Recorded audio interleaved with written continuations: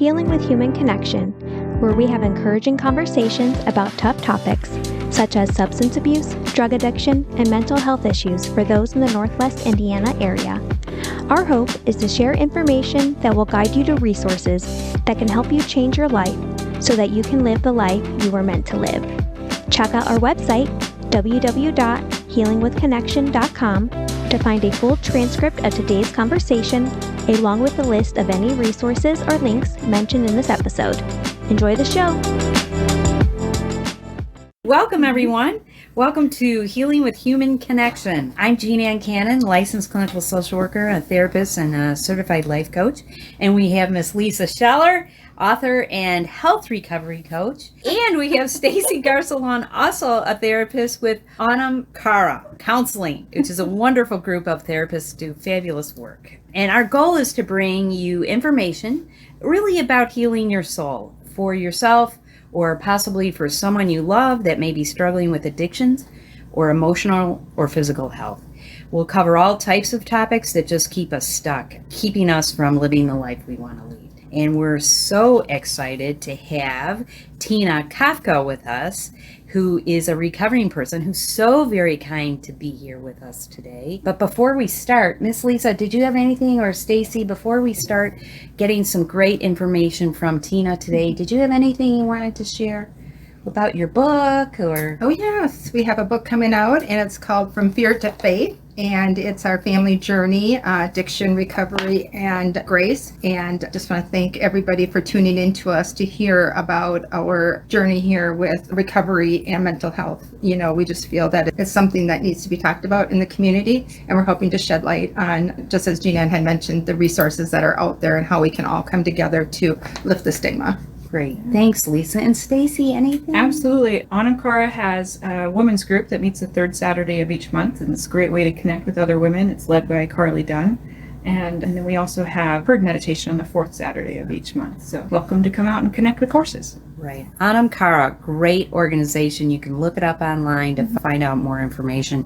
I know about it both personally and professionally, and Stacey does a wonderful job. So thank you, ladies. Mm-hmm. And thank you, Tina, really for being here. Tina is a recovering person, and as we talked before we got started today, is that it's sharing of our stories that can really help and influence those who might be struggling themselves. And oftentimes for any one of us, it's when we have a family member or a friend who's struggling, and how do we get them help? So again, thank you, Tina, for being with us, and maybe start to tell us a little bit about you.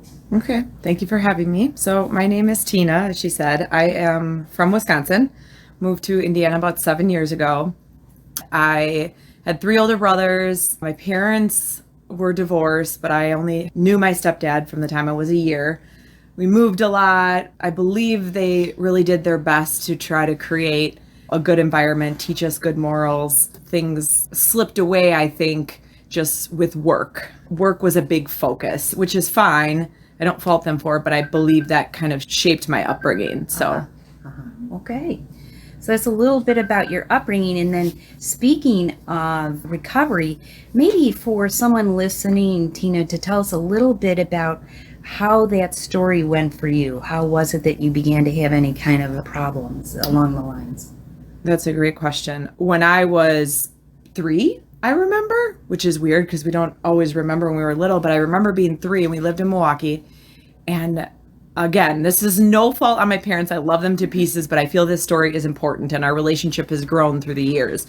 But they were drinking, having, parties with the neighbors. I was walking around by myself, and I believe I was brought into the alcohol world from the day I was born. Mm-hmm. And being around that environment, I didn't know anything else. I thought everybody in the world drank. I didn't know there was a world of people that didn't drink. So I believe just that initial start, and then anytime something would happen in my life, if there was a challenge, if there was, abuse or whatever that I experienced, physical, mental, and emotional and sexual abuse at different points in my life, I went to some form of numbing, because I didn't know how to heal from the inside out.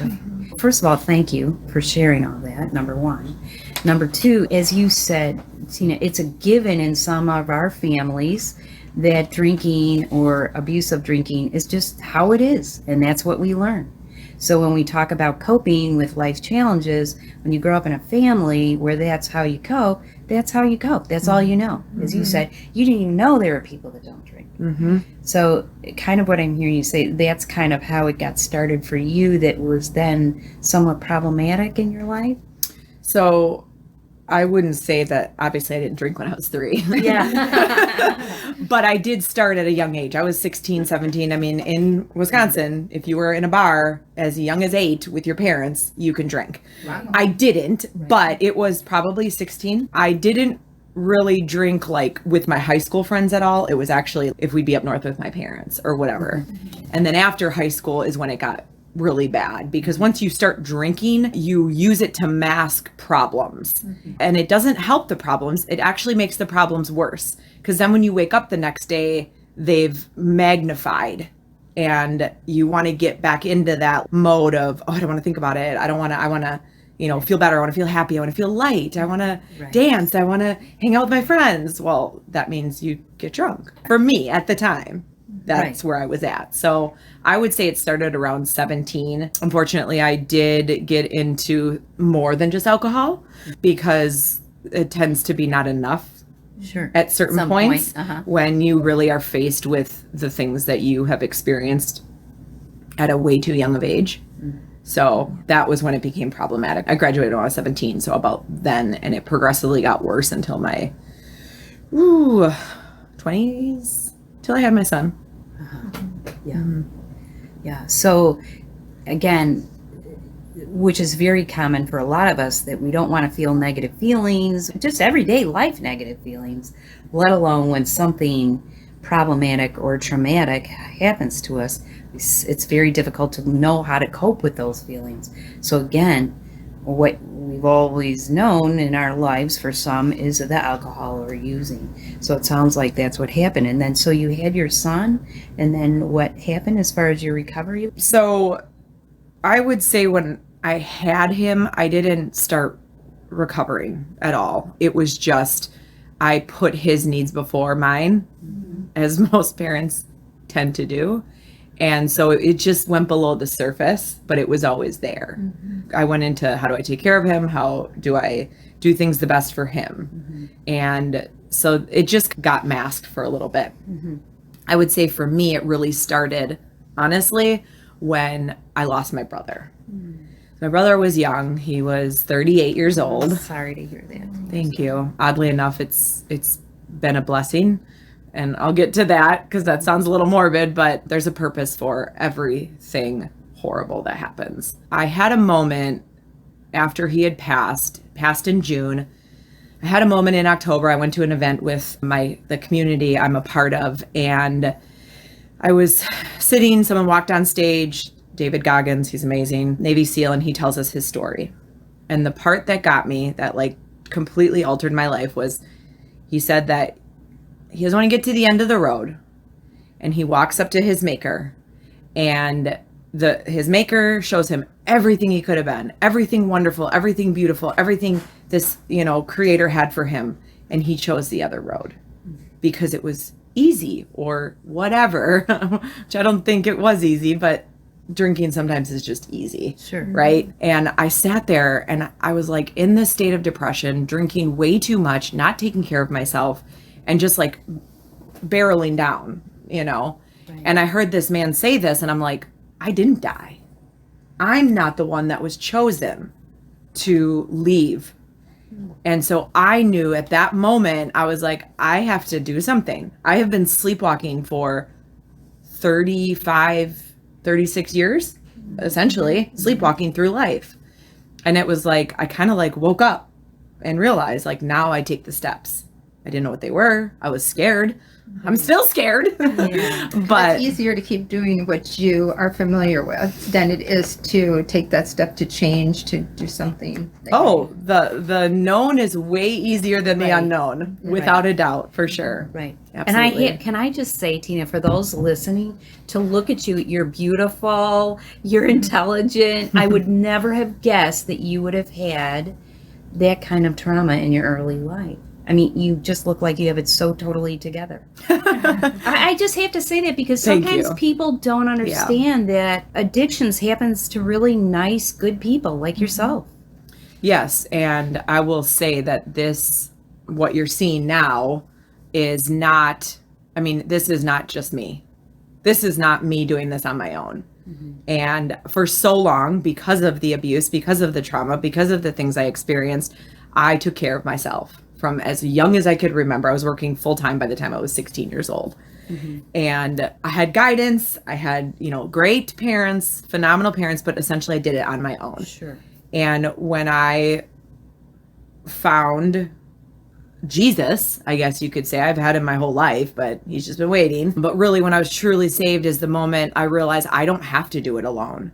There's not only him, but there's a community of people around the world, literally around the world. Thank you to social media. As much as some people don't like it, it has really helped so many people heal. Yeah. And I can't imagine doing all of this on my own, because this is not just me. Right. And there's strength in that vulnerability to be open to receive help and to connect with other people. Oh, yes. That is beautiful. Yes. Yeah. And witnessing the other people helping you is a level of healing that you can't even describe, because you think, I need to take care of it. I'm strong enough. I don't need your help.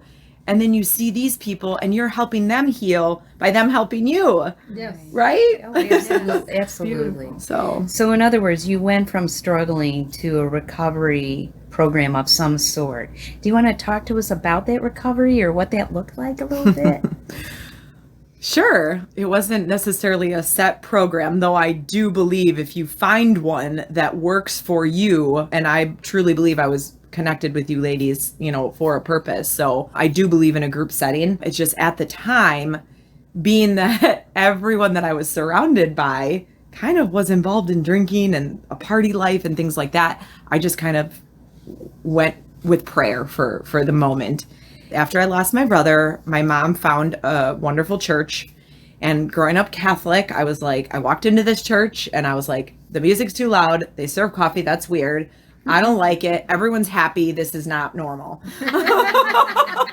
No judgment on any religion whatsoever. It's just my perception. My perception. And so I decided to give it a couple tries. 3 tries, I say. Haircuts and churches, you need at least 3 tries. And so we started January 1st going. Then after that, it was January 1st every day of 2020, oddly enough. Wow. Decided January 1st of 2020, we're going to go to church every day. Yeah. And so started going and I was like, okay, I like this. I feel good, right? And then it was February. I prayed that morning and I'm still learning how to pray. So I didn't even know what that was at the time, but I was just having a conversation with Jesus. I was like, I really want to be involved in this church. I feel something good with it. Can you guide me? So I walk into church that day and they literally had a 15-minute video about how they were looking for people to work with the youth. Well, that sure was a quick answer, right? So progressively, there's a long story, but progressively I started working with the youth. I started becoming more involved. That was building a relationship with him, doing things like that. Now I do get on my knees, but you don't have to get on your knees and have this perfect relationship. He just wants you to serve and be a light, be love. Even if we're not faith-based, we're still love. And then September of 2020, I was baptized in Lake Michigan. Oh.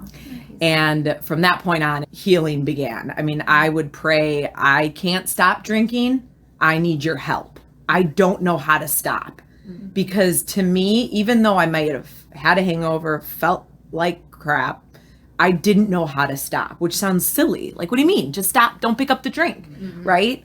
I didn't know how to stop. So he decided, I swear this is him. He made it so that I would get sick every time I had a drink. I couldn't stand the smell and I couldn't have more than 3 sips without getting a headache or a stomach ache. So that was his way of helping me not. And then honestly, it was lonely.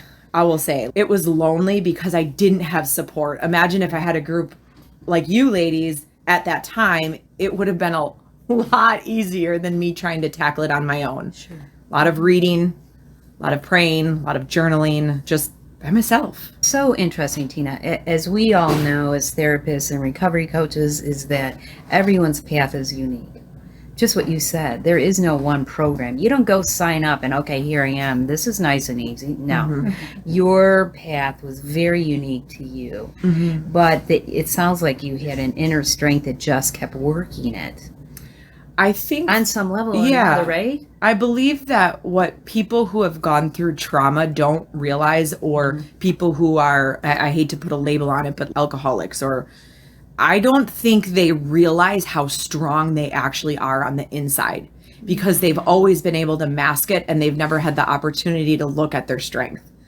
So I do feel that I'm strong, but I also feel that it's because of what I've experienced, right? Like the people who've had it easy are like, oh, they have it easy. That's amazing. I want it like that. I don't want, maybe now I'm good. I learned my lessons, but looking back, every single thing that I experienced has brought me to this moment right here today. So there is no mistakes. There's nothing wrong that I ever went through. Even sexual abuse. It wasn't for no reason. So I think that people, humans, us, need to give ourselves more credit for the strength we do have within us. Right.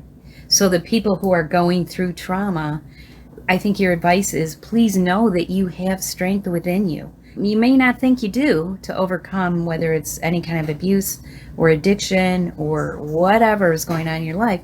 I hear you saying that don't underestimate how strong you are to get through whatever problem you have. I mean, you did. You sat there and had whatever happened to you, but yet you're here today. Yeah. Like, there are many people who could not walk your journey and come out where you are, wherever you are in your journey, right? Right. Yeah, but that's a really positive outlook, Tina. Not all of us can garner, if you would, that strength and positivity that you have to say there are answers. Be patient with yourself.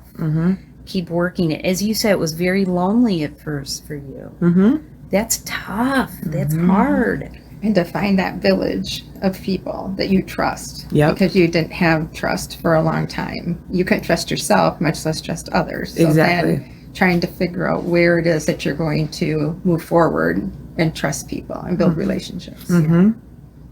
Yeah. And sometimes it takes people, even people that you would think would never hurt you or not be there for you. I lost a lot of friends when I stopped drinking. Yeah. A lot of friends. Even some like that I've been friends with forever. You know, family. I lost my husband essentially because he had no desire to stop drinking. And coming from somebody who couldn't smell it or stand it, you have an option to either stop and be with me, and not that I would tell anyone you have to stop if we're going to be together. I never said that. That's not Right. who I am, but I'm telling you that your smell is literally bringing up trauma. It's a Right? trigger. I mean, Oh my gosh, it's a trigger. people, places, things, you know, the triggers that happen that get us riled up or get in the way of our own recovery. There is an actual body response to certain smells, and it brings you back Sure. into that No same doubt. trauma. No doubt. Stacey. And what I'm hearing you say is that you weren't telling your husband or anybody else they can't drink in order to be with you. What you're saying is, I can't be around someone else for my own health. So you're making that decision of your personal boundary, not making anybody else's decision of what they need to do with their life. And Yeah. there's strength and wisdom in that. And that was one of the hardest things I think I ever had to do was this is my choice for me, for my body, for my heart, for my spirit. You can choose whatever you want, Yeah. right? Yeah. And so I love you and I love myself enough to say I can't be around it. And I respect you enough to give you your choice. The rest is up to you, what you choose to do. But for me and my health, I'm choosing this. Exactly. And that's a hard. Yeah, hard. it's a big jump. Yes. Yep. Yeah. Good for you, Tina. Thank you. Absolutely. Thank you. What advice would you say, or what would you like others who are struggling to know? Would you say? I know it's $1 million question. It Well, was a I will tough say on rabbit. that, on what I just said, I have been blessed with absolutely amazing and incredible friendships since then. So yes, I may have lost some very close friends, some, obviously a husband, but what I've gained is powerful when you follow your heart, when it comes from a place of love and not desire, right? Right. So I just wanted to say that. What was your question? So yeah, I guess for people listening and they're wondering, oh gosh, I don't know if I have a problem. I don't know if my loved one has a problem. Just in the big picture, whether it's, you brought up, sexual abuse, substance abuse, what advice would you have for someone listening who's thinking, gosh, what a fabulous story Tina is telling us. What can I do for myself, or where do I begin? That's a loaded question. Yeah, that's a big one. It is. Well, I guess the most important thing is I don't believe anything happens by accident. I don't believe in coincidences. I think that whoever is listening, there is a purpose for it. I would say definitely connect with any one of us on here to help you with your next step, because each and every one of us are on a journey, and we're here to serve and create a happier world. So that's what I would do. Number one is anybody on here has been through, I don't know all of your stories, but I can only imagine we're connected with the people who can help us most grow. So that's what I would say first and foremost. And like I said before, believe in yourself enough. Believe that you're worthy of better. You're worthy to accomplish the things that you want to, even if you don't feel that you're strong enough. I just think about situations going back, and I think about situations I'd been in that just at the time seems horrible. I mean, there was one time, this is very shameful. There was one time I was driving and I was messed up on a couple things. And I remember my one brother talking me through how to get home, because I didn't want to be in the situation I was in, because it was not a safe, but I probably should have just pulled over and took a nap. I didn't though, and I'm here and nobody was hurt. I don't recommend this, but my brother helped me get home. So he was on the phone and he was like, what road are you at now? Turn here. What road are you at now? Turn here. And I can look back at that situation and realize there was something bigger than me helping me. So that's what I would like people to remember, is even at the time something seems horrible, you're in a situation, someone's doing something to you, think back to that situation and remember how you got away from it. Maybe you still went through it, right? But you got out of it. Somehow. Yeah. Somehow. Right. You're here, as you said. Right. Right. Well, that's great advice. I mean, I think the word connection, and that's what Lisa and Stacey and I talk about all the time, is connection, and that having the courage to ask for help, or even as you, in your case, Tina, I don't want, what's this church stuff? It was the beginning for you, and you hung in there. Like, I love it. Haircuts and church, you got to go 6 times before maybe you see if it's right for you. So I think that's wonderful advice, to go ahead and reach out to someone, and there is no right path, and some paths are not the right paths, but keep looking. I mean, we talk about there are good therapists, not so good therapists, good AA programs, not so good treatment programs, not so good treatment. So you got to keep searching, and I think that's great advice. And lastly, what is your life like now as a recovering person? As you giggle. Yeah, because it's, I'm just so happy, and not all the time. I'm not like every day. I don't wake up like enjoy, but 90% of the days I do wake up in joy, because I think back to my brother, and I think about, when I turned 39, he never made it to 39. I'm turning 40 this year. You're like, oh, how do you feel about getting older? I'm like, I'm getting older. That's awesome. Right. But every day when I wake up, I try to remember it's a gift, and it sounds kind of cliche, but it really truly is. So I just try every single day to live my life, enjoy and love the best that I possibly can. And when trials do come up or challenges do come up, I think back of everything that I've overcome and those steps that I've taken, and I use that in my current challenge situations, right? So like these bonds we're building, these relationships we're building are situations that I can grab from. This helped me here. I'm going to try this with now this challenge I'm going through. This one helped me here. I'm going to try this with just this challenge I'm going through. Right? It's not every day is not going to be like you're on top of the mountain. There's no learning on top of the mountain all the time. You have to be in the valley and feel it and grow. Well, as you say, feel it. It's to be okay and not afraid of negative emotions or challenges. That's the difference, right? Now you're okay with that and you use your new skills to cope with those things versus buffering with alcohol or drugs or whatever. That's huge. Ladies, anything? Yeah, it sounds like you're feeling your feelings. They're just feelings, and that you know you're going to get over them, and they'll pass. Right. So that enables you to feel a lifetime of joy. Beautiful. And I also feel that feeling feelings Yeah. helps you to be empathetic to other people. And I think that's one of the greatest qualities we can have is empathy, because empathy is where you can actually feel people. You can feel their pain. And when you know that somebody understands, somebody's going to hear this who lost a family member too soon. Somebody's going to hear this who drinks. Somebody's going to hear this who's been through trauma, who's been through sexual abuse. And they're going to be like, oh, somebody else went through what I went through. Right? Very different than like sympathy, like, oh, poor you. Oh my gosh, I feel so bad for you. No. It doesn't get you anywhere. No, it doesn't feel good at all. Misery loves company. Exactly. So I think empathy is one of the biggest things I've learned. Oh my gosh. Honestly, Tina, what a joy. What a complete joy. We could talk forever. Yes. Tina, thank you so very much. If anyone is interested in getting in touch with any of us, or Tina for that matter, with the great information you just shared, powerful, life-changing information, email us. We're online. So again, thank you. Ladies, anything else you want Tina, to? for being here today. Yeah.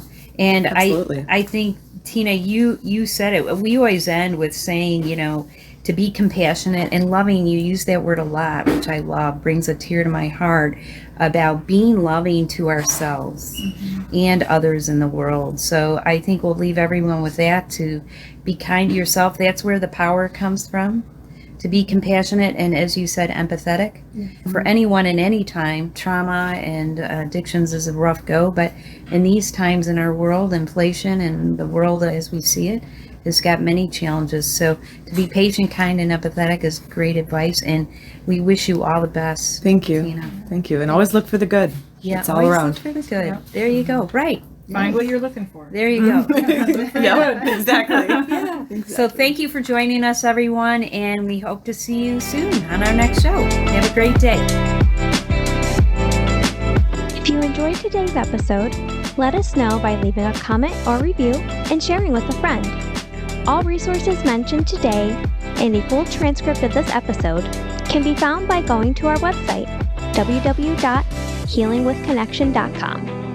A video of this recording can be found on our YouTube channel, and the audio podcast is available on Spotify, Apple, and Google Podcasts. Healing with Connection is a collaborative project created by Lisa Scheller, Jeanne and Stacey Garcelon, produced and edited by Megan Swartz.